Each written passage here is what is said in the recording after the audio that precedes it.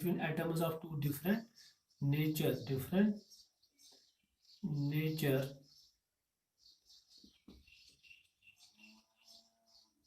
by complete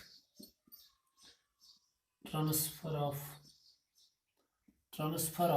electrons is known as ionic bond। तो ये आपको यहाँ पे समझना है, क्योंकि इसमें कंप्लीट ट्रांसफर ऑफ इलेक्ट्रॉन हो गया। सोडियम ने लूज किया और फ्लोरीन ने वही क्या गेन किया, तो इसको हम क्या बोलते हैं, शाबाश, आयनिक बॉन्ड। तो यहाँ सीधे हम जिस मॉलिक्यूल में आयनिक बॉन्ड होगा उनको हम क्या बोलते हैं, आयनिक कंपाउंड। तो NaF जो है ये एक आयनिक कंपाउंड है। अब क्यों है ये आयनिक कंपाउंड, क्योंकि इसमें क्या है, आयनिक बॉन्ड है। या आयनिक बॉन्ड की वजह से बन गया, और ये नॉन डायरेक्शनल नेचर का होता है। और मैंने आपको यहाँ पे समझाया भी कि किस तरह ये बनता है। कि पहले सोडियम ने अपना एक एक्स्ट्रा इलेक्ट्रॉन लूज किया, फ्लोरीन ने एक एक्स्ट्रा इलेक्ट्रॉन गेन किया, तो इससे सोडियम पे पॉजिटिव चार्ज आ गया, फ्लोरीन पे क्या नेगेटिव चार्ज आ गया।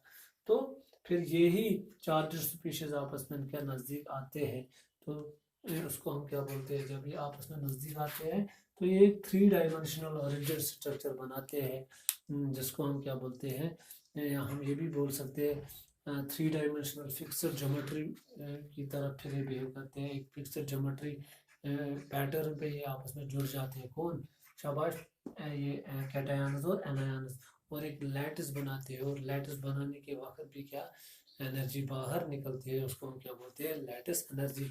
तो हम आगे देखेंगे कि क्या होती है ये लैटिस एनर्जी। तो सीधी सी बात ये है कि जब हम आगे देखेंगे कि किस तरह ये फॉर्मेशन अब क्या होता है आयनिक बॉन्ड, इसमें बहुत सारी किस्म की क्या, इसमें 3 किस्म की एनर्जी लगती है।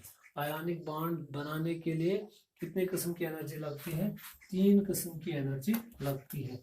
मैं समझाने के लिए आपको बताऊंगा, इसलिए मैंने आपको पढ़ाया था सबसे पहले पीरियोडिक क्लासिफिकेशन ऑफ एलिमेंट्स।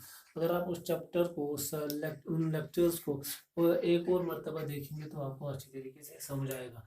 अब मैं यहाँ पे समझाऊंगा अच्छी तरीके से how formation of ionic bond takes place. Ionic bond takes place 3 किस्म की एनर्जी चेंजेस इसमें होते हैं। 3 टाइप्स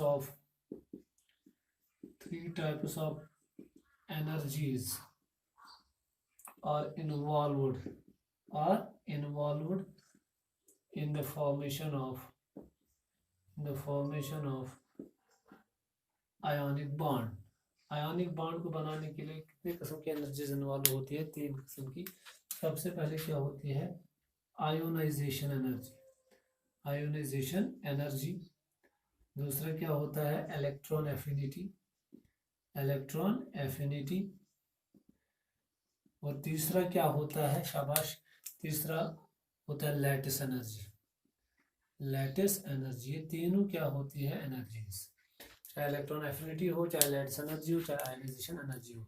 आयनाइजेशन एनर्जी क्या होती है, ये वो एनर्जी होती है, सपोज मेरे पास सोडियम का एक एटम है, मतलब किस स्टेट में है, गैसियस स्टेट। किस स्टेट में है, गैसियस। सोडियम का क्या है, एक एटम है, ये किस स्टेट में है, गैसियस स्टेट में है। इस गैसियस स्टेट से, इस एटम से जो गैसियस स्टेट में है, इसके आउटर मोस्ट शेल से जो हमें इलेक्ट्रॉन निकालना है, उस इलेक्ट्रॉन को बाहर निकालने के लिए जो हमें एनर्जी लगेगी, उसी को हम क्या बोलते हैं, आयनाइजेशन एनर्जी। दैट मीन्स इसके पास 281, ये है इसके इलेक्ट्रॉनिकल, मैंने क्या दी ऊपर से, आयोनाइजेशन एनर्जी। तो क्या निकला, ये एक इलेक्ट्रॉन बाहर निकला, ये बाहर निकला, तो क्या बन गया, Na पॉजिटिव। और इसकी इलेक्ट्रॉनिक कॉन्फ़िगरेशन जो है, ये भी गैसियस स्टेट में आ गया, वो क्या बन गई, 2 8 और प्लस क्या निकला, एक इलेक्ट्रॉन, क्योंकि ये एक इलेक्ट्रॉन बाहर निकला, वो ये निकला है, तो बन गया ना Na पॉजिटिव। तो क्या, कौन सी एनर्जी लगी यहाँ पे, आयोनाइजेशन एनर्जी। आयोनाइजेशन एनर्जी कौन सी एनर्जी होती है, जो एक गैसियस एटम से आउटर मोस्ट शेल के इलेक्ट्रॉन को बाहर निकालने के लिए एनर्जी जरूरत लगती है, उसे हम क्या बोलते हैं, आयोनाइजेशन एनर्जी।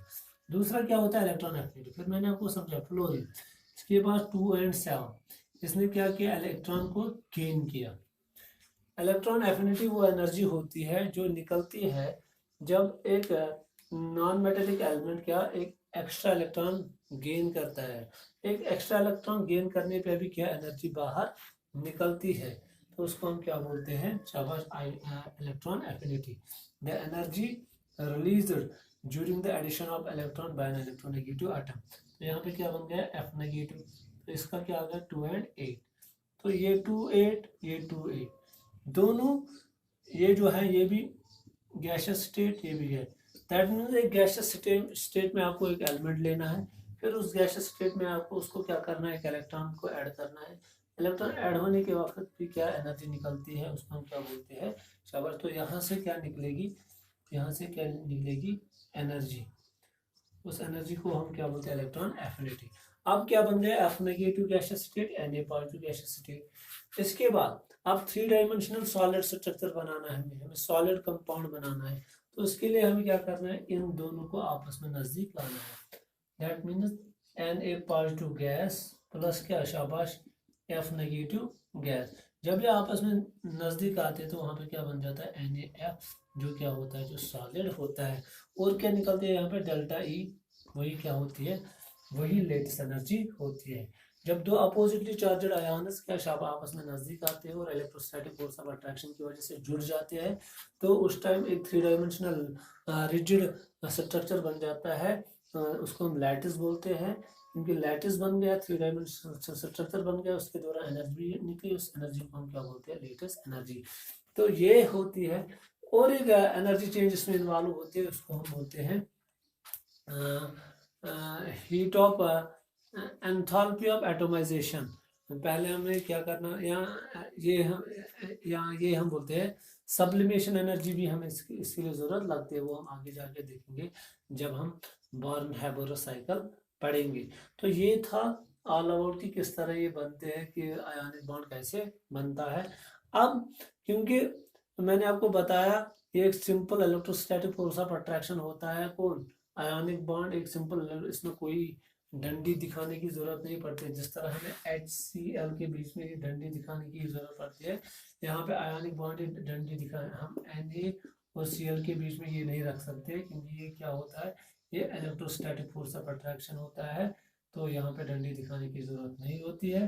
तो ये नॉन डायरेक्शनल बॉन्ड होता है, जबकि कोवलेंट बॉन्ड डायरेक्शनल होता है। इसलिए उसके लिए हमें डंडी दिखाने की जरूरत पड़ती है, ताकि हमें पता चल जाए कि ये बॉन्ड किस डायरेक्शन में है, किस ओरिएंटेशन में है। तो ये था। तो इसके बाद आपको क्या पढ़ना है, इस आयनिक कंपाउंड का आपको क्या पढ़ना है, लुईस डॉट स्ट्रक्चर। क्या पढ़ना है, लुईस डॉट स्ट्रक्चर। सपोज आपने NaF बनाया या NaCl भी आप बना सकते हो। हमारे पास बहुत सारे आयनिक कंपाउंड है। सपोज अब मैं NaCl की बात करूंगा, NaCl। अगर मुझे NaCl का क्या बनाना होगा, लुईस डॉट स्ट्रक्चर। तो लुईस डॉट स्ट्रक्चर इसका बनाने के लिए, LDS लुईस डॉट स्ट्रक्चर बनाने के लिए हमें यहाँ पे खाली क्या करना पड़ता है, जितने भी एटम्स इन्वॉल्व होते हैं इस कंपाउंड में, उन एटम्स के आउटर मोस्ट शेल इलेक्ट्रॉन्स दिखाने पड़ते हैं। क्या दिखाने पड़ते हैं, खाली आउटर मोस्ट शेल इलेक्ट्रॉन्स। क्योंकि NaCl आपको पता है कैसे बन गया, Na पॉजिटिव और क्या बन गया, Cl नेगेटिव, इसकी वजह से बन गया। तो Na के पास लास्ट शेल में कितने इलेक्ट्रॉन था, एक, उसने वो लूज कर दिया, तो इसको हम ऐसे ही रिप्रेजेंट करेंगे, Na पार्ट। अब क्लोरीन है, क्लोरीन को लास्ट शेल में कुल कितने इलेक्ट्रॉन थे, हैं 7। इसके लास्ट शेल में कुल कितने इलेक्ट्रॉन है, 7। आपको पता होना चाहिए, क्योंकि इसने एक इलेक्ट्रॉन गेन किया। क्योंकि एक इलेक्ट्रॉन गेन करने पे क्या, कितना नेगेटिव चार्ज चल जाता है, 1। तो इस पे अपने खुद के इलेक्ट्रॉन कितने थे, 2 4 6 7। अब एक गेन किया, इस तरह बन गया ना। तो ऊपर आपको क्या रखना है, इसको इस तरह, ऊपर इसको क्या रखना है, नेगेटिव चार्ज। तो ये है लुईस डॉट स्ट्रक्चर किसका, NaCl का। तो आपको ये आना चाहिए। इसी तरह अगर आपको MgO का बनाना होगा, मैग्नीशियम की वैलेंसी 2 है, तो इसने कितने इलेक्ट्रॉन लूज किए होंगे, शाबाश, 2। तो इसमें क्या चार्ज रखोगे, +2 सीधे। क्योंकि इसके लास्ट शेल में 2 ही इलेक्ट्रॉन थे, वो उसने लूज किए।